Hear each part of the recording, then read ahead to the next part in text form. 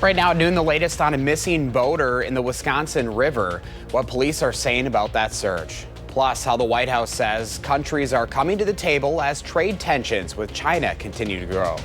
This is News 3 Now at noon.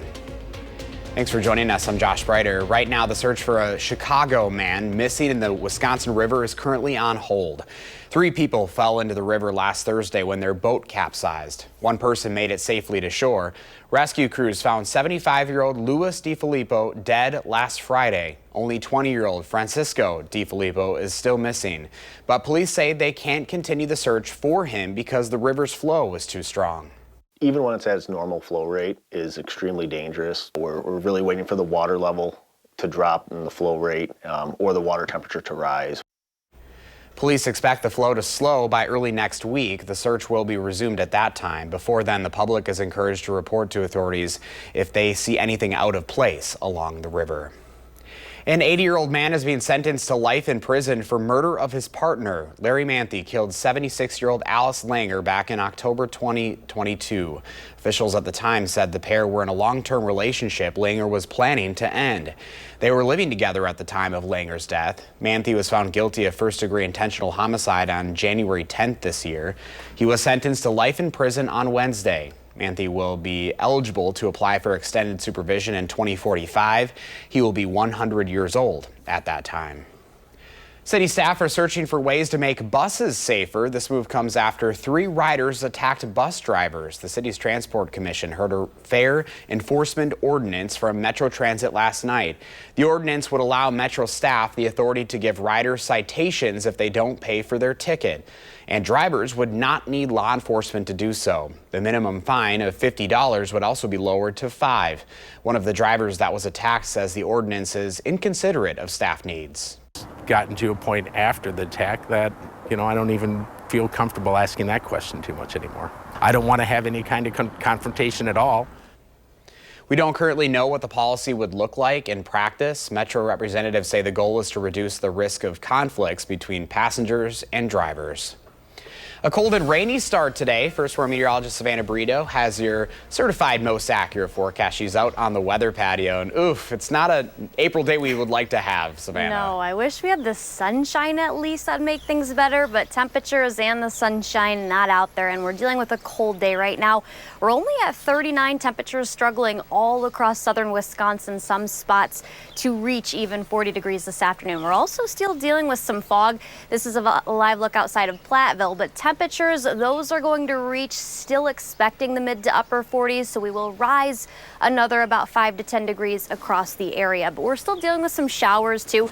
Nothing right now across Dane County, but you can see where the shower activity is just to our northeast towards Watertown, also up near Beaver Dam, and some pretty heavy rainfall that's exiting our viewing area, moving into Milwaukee counties just to the east of Fort Atkinson. That's not really going to linger across the area any longer. Those few showers that are up near the Dells are going to continue moving southeast of here.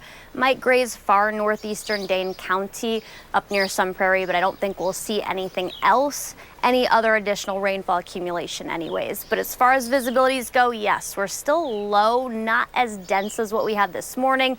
Dane County and Madison area up to 10 miles right now, but just to the east, basically where the areas that are still seeing some shower activity, those are down a little bit. We're down to 7 miles in Watertown, and up near Watoma, we're down to 4 miles. We'll talk about when we'll see some sunshine return finally, and we do have a couple 60s in the forecast to talk about in the near future, Josh. I perked up as soon as you said 60s. 60s sound good, right? It sure does. All right, Savannah, we'll see you in a few minutes. Thank you. Sounds good. Stocks opened lower this morning despite President Trump's announcement of a pause on his reciprocal tariffs. On Wednesday, the markets surged on the news. And as trade tensions between the U.S. and Beijing reached new levels, China today signaled the door to talks is open. Natalie Brand is at the White House. With a 90-day pause on reciprocal tariffs in effect, the Trump administration says it's already reviewing new trade offers from around 15 countries. We're setting up with the Chief of Staff's office a very orderly process to prioritize countries and to make sure that the countries that are most important for getting this to the finish line are the countries that we bring in first. China is not part of the pause, and the administration is ratcheting up pressure for Beijing to negotiate, pushing tariffs on Chinese goods up to 125%. In a statement today, China's Commerce Ministry said the door to talks is open, but dialogue must be conducted on an equal basis with mutual respect. I think President Xi is a very smart guy, and I think we'll end up making a very good deal for both. The high tariff means a $100 product from China could now cost $225. Kinderhouse Toys in Northern Virginia is starting to consider the impact. Everett Pyatt opened the shop with his wife more than 40 years ago. He says about 80% of his toys are from China, and this could change how he stocks up the store. Usually what happens is that the average sale goes down a little bit. People start looking for less expensive items. And so we tend to stock up more on middle range items because that's where the clientele is interested. Pyatt is closely watching what happens next and hopeful a deal can be reached soon. Natalie Brand, CBS News, Washington. The European Commission president says the EU will pause its plan to impose retaliatory tariffs in U.S. imports, matching the president's 90-day pause. 3 major Wisconsin utilities have proposed rate hikes for the next couple of years. They are Xcel Energy, Alliant Energy, and Madison Gas and Electric. Company officials say the hikes are intended to fund infrastructure upgrades and energy generation projects. The companies have set proposals for increases. MG&E is roughly a 9% increase, Alliant Energy 14%, and Xcel Energy 19%. The Public Service Commission is set to vote on the proposals later this year. Well, the Day of the Badger was once again a huge success. Community members raised $1.7 million. More than 4,000 donors gave about 7,000 gifts between April 8th and 9th.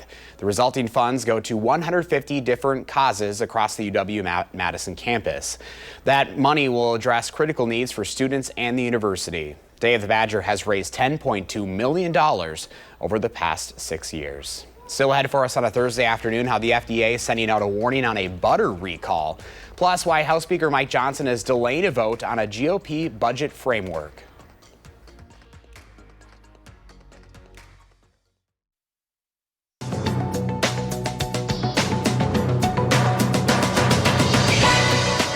House Speaker Mike Johnson delayed a vote on a GOP budget framework. Some conservative Republicans have balked at President Trump's push to include an extension to his 2017 tax cuts without including further spending cuts as well. Talks continue, and Speaker Johnson says he still believes a vote will take place before the chamber's planned recess at the end of the week.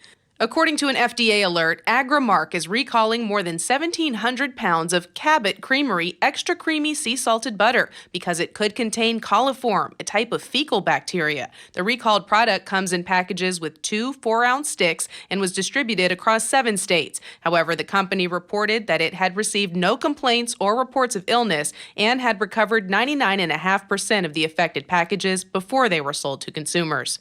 And he's not just Ken. Mattel has unveiled its first Ken doll in the likeness of a professional athlete, NBA superstar LeBron James. The company says the doll celebrates King James' championship caliber skills on the court and his contributions as a cultural curator and trendsetter. The LeBron James Ken doll will be sold starting next week for a suggested retail price of $75 at select Target stores and at assorted retailers online. That's your CBS News Money Watch report. For more, log on to CBSMoneyWatch.com. At the CBS Broadcast Center, I'm Jesse Mitchell. Here's a look at the stock numbers at the noon hour. The Dow is down 1,400 points, NASDAQ down 851, and the S&P 500 down 252 at this hour. Pam has the farm numbers ahead, and Savannah returns with the first warn forecast. And later on Live at 4, Dr. Zorba Pastor on cannabis addiction, the symptoms and the risks it poses.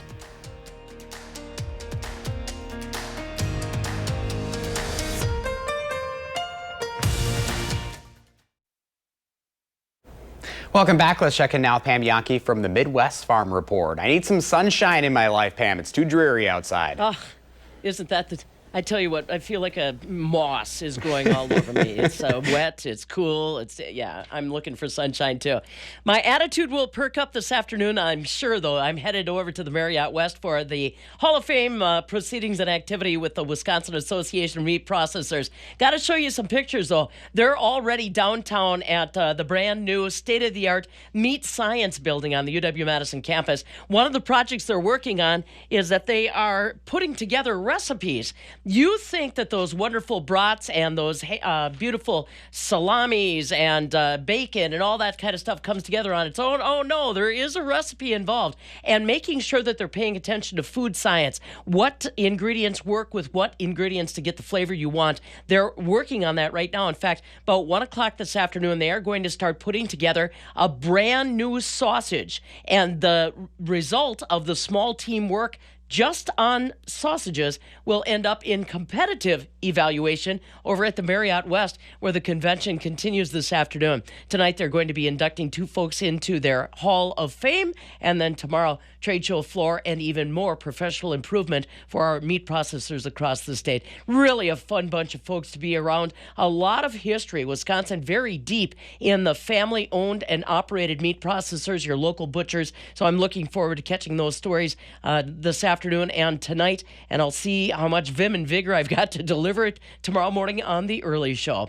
I'll tell you what, despite the fact that the Dow Jones Industrial Average is ugly, commodities have been doing pretty well. I was talking with some commodity brokers this morning, and they said the United States is still the most attractive commodity market in the world, and that goes for dairy. So they're getting it while they can as those tariffs are on pause. The other thing to think about is if the hammer drops and these countries are forced to reciprocate, try to buy something from the United States to get the heat off them, agriculture products may definitely be some that they look at.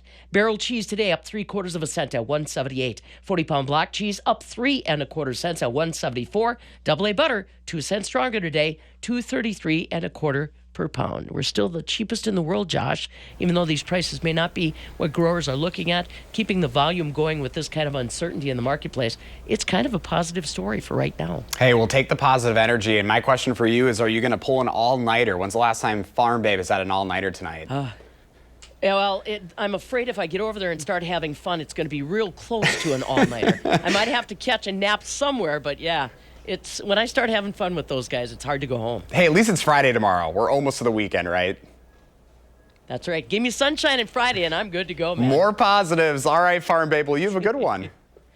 See you later. Talk to you tomorrow. Well, hey, we've got those dreary conditions to talk about. First Storm meteorologist Savannah Brito has the forecast, and our Severe Weather Awareness Week coverage continues, Savannah. Yes, it does, Josh. 2 more days, so we're continuing coverage. Today's topic, the difference between tornado watches and warnings, and also the statewide tornado drill that the state of Wisconsin's doing. There's 2 tests. One's going to be at 1:45, so within about another hour and a half, and then 6:45 tonight. A test will go out also on social media, and some municipalities will sound their sirens. So some places might do that. Don't be alarmed. We're not tracking any severe weather or alert days in the forecast, but that's just a safety precaution with it being severe weather season that is currently underway. Monroe at 1 p.m. That's in 4 days from now. These are storm spotter training office times that are issued. The National Weather Service office goes over this. They last about 2 hours and they're free. You can become a trained storm spotter. So there's a list. We'll also post this on social media. There's some in April and then also some in early May as well. April, May, June, that lasts into the summer, typically speaking, with severe weather season. So we'll go over the differences between a watch and a warning, and even the rare warning that the National Weather Service does sometimes issue. A watch just means the conditions are favorable. You need to be prepared to have your severe weather safety plan in place in case a warning gets issued. That brings us to a warning. You need to take action. There was either a tornado that was spotted by those storm spotters that we talked about, trained storm spotters, or indicated by radar indicated rotation that we use the Doppler radar. So the National Weather Service will issue those. On rare occasions, though, the National Weather Service office issues those tornado emergencies. This just meaning that a violent tornado is on the ground and heading towards a big city. So sometimes those do get issued, but they are rare. Again, we're not tracking any severe weather weather here going forward, but a lot of fog and also thicker clouds. That's hindering our temperatures. We're only about 40 degrees right now across most of southern Wisconsin. Some of us struggling to even reach that 40-degree mark. I do think we'll start to see temperatures warm up, though, the rest of the afternoon. We're going to see them reach the mid to upper 40s at best. I don't think we're talking about 50s, but tomorrow that'll be a different story, and I do think some sunshine will return. We're down to 6 miles right now in Janesville, so lower visibility still basically just in the areas that are still seeing some shower activity. We're not seeing that in Madison, Watertown, you just saw up to 10 miles now. Boscobel's down to 7, though, in areas near Watoma, which still are seeing some rain, down to 4 miles. So nothing across Dane County. We're dry here, but up near Beaver Dam, Watertown, and also just east of Fort Atkinson, up near the Dells, all those places are still currently seeing showers. These are light. The heavier of the rain, that's all moving out of here towards Milwaukee right now. But I do think misty and also areas of drizzle, that's going to continue through the rest of the afternoon. The evening we'll finally start to see conditions clear up. It's mainly going to be east of Madison, but I think everyone will briefly see those clouds decrease. I do think tomorrow we'll start with some cloud cover, but overall partly sunny to mostly sunny skies are anticipated, and especially heading into Saturday. That's also the return of the market. So we are going to see conditions probably a little bit cool to start the day, but I think by the end of the market, that's going to be much better, and temperatures reaching 61 Saturday. Oh, that's going to feel so good. I know, much better than Sunday. I know Sunday's going to be warmer, but we'll be battling some isolated thunderstorms. We're almost there. We're getting there. I know. Can't wait till May. It's just around the corner. All right, Savannah, thank you. You're welcome. Let's see what Howard's working on in the Mystery Food Test Kitchen. As you start to plan your menu for Easter, you're probably noticing that this year's menu is sounding pretty much the same as last year and the one before. Now, I'm big on keeping traditions going. After all, what's Easter without Aunt Mary's potatoes? But this year, we thought it'd be a good idea to sneak in a new dish right into the mix. It's a Southern classic that's very welcome. We start off by adding some pineapple gelatin mix to a saucepan. And when I say mix, I mean the dry powder right out of the box. Now, to that, we add some sugar, cornstarch, and a bit of water. And we'll let that cook until it thickens up. Once it does, we add in some pineapple tidbits that we've drained, along with a good amount of shredded cheddar cheese. After giving this a quick stir, we pour it into a casserole dish and finish it off with a buttery crumb topping before popping it into the oven. You see, as it bakes, the pineapple cheese mixture gets bubbly delicious, and our cracker topping gets all crispy. And when you serve this with your Easter ham or any of your holiday classics, don't be surprised when everyone asks for seconds. So right after the news, why don't you go online and get the recipe for our perfect pineapple casserole so you can add it to this year's holiday lineup. I'm Howard in the Mr. Food Test Kitchen, where today we found a comforting way for you to say, ooh, it's so good. After the break, we'll introduce you to our Pet of the Week from the Dane County Humane Society.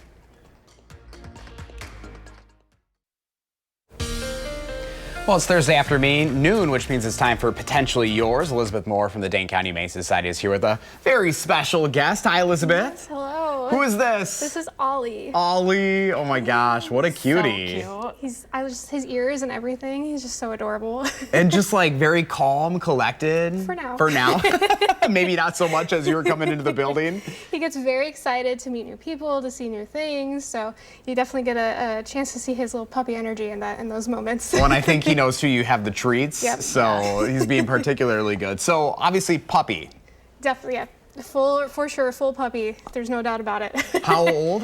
2.5 months. 2.5 months. So he's got a lot of growing still to do, lots of learning to do still. And what kind of a dog? So we have him listed right now as a retriever mix, okay. But we never know for sure what kind of dog he actually is. But if you adopt him, you could do a DNA test and let us know. That'd be really cool. There you go. I mean, he's cute nonetheless. And yeah, you're buddying up right away too. Oh my gosh, right away. The ears just do it, right? And oh my eyes. gosh. What kind of family would he fit in well with? Yeah, he'd do well in almost any family that's willing to put up with a puppy. You know, gotta make sure they learn the basics, what to chew on, what not to chew on, work on potty training and training in general to make sure that he grows up to be a good, well-rounded dog. Oh, and you can tell already, I mean, with the treats, he knows when to be good. Yes, yeah, Yes. he's got a good start, I'd say, and he's very treat motivated, so he should be hopefully pretty easy to train and all of that. So he loves the treats. The toys are great too, but the treats are his thing. I can't get over the big paws. I mean, obviously that kind of shows that he'll become a pretty big size. Yes, at 2.5 months, he's already 20 pounds. Okay.